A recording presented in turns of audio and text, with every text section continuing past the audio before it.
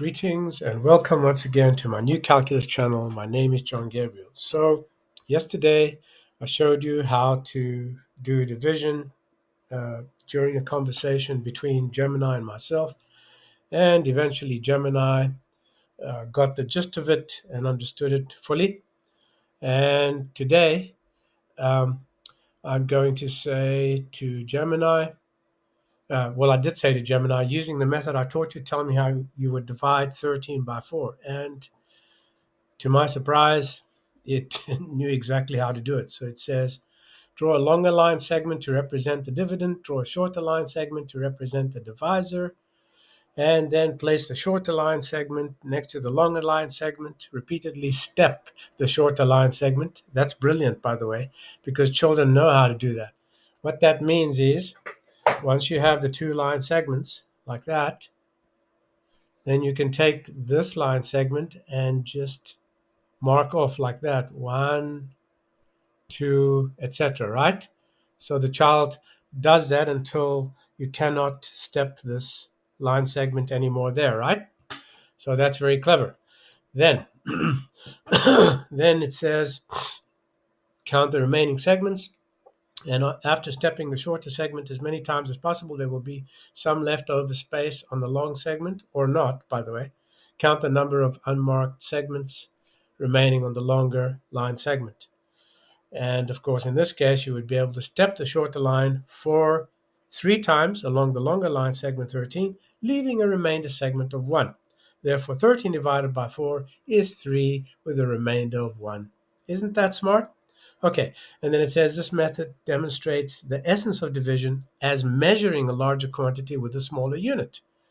Okay, and the number of steps, 3, represents the quotient, and the leftover segment 1 represents the remainder. So it's only really made, I told it did brilliantly, but it's only really made it's left one little step out. It says after stepping, there will be some leftover space on the longer segment. That is not necessarily true, okay?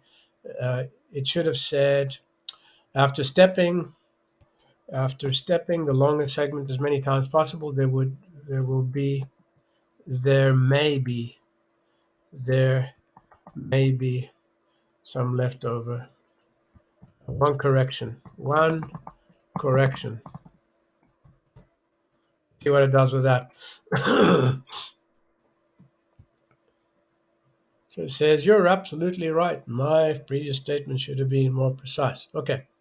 It's not guaranteed that there will be a remainder when dividing using the line in some cases, etc. Blah blah blah. Thank you for catching this important detail, etc. etc. So anyway, um, uh, I did tell it did brilliantly, and, and then it wants to know how to understand more things. So it's saying, I'm glad to hear it. Thank you for sharing your knowledge and challenging me to think in new ways. Your method is an impressive testament to the ingenuity of the ancient Greeks. Okay, so I tried the same experiment with ChatGPT.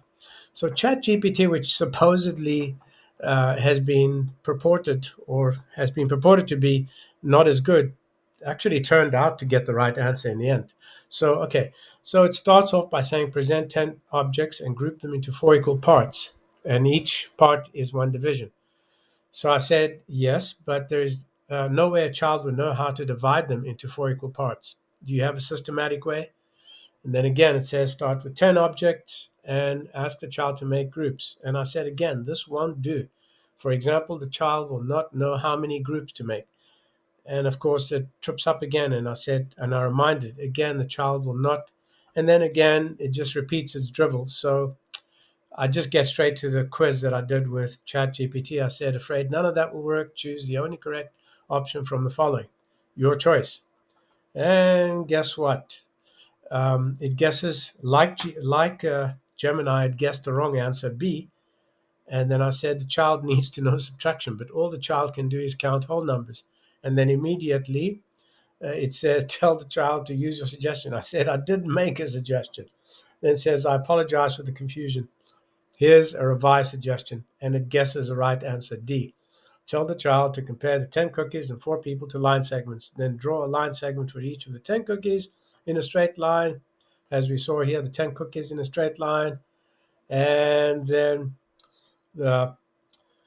the four people in a straight line, etc., etc. And I said, aha, you got it.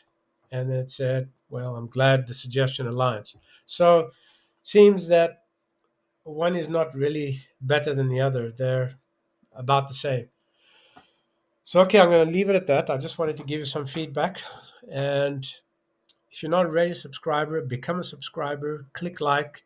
And if you want me to carry on producing great videos like this one and all the previous ones, feel free to make a nice little donation at the link I'll provide in the details section.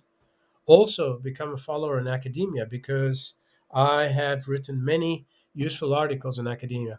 If you're a professor of mathematics or a teacher of mathematics, those articles will be especially helpful to you. My name is John Gabriel, and this is a new calculus channel. Till next time.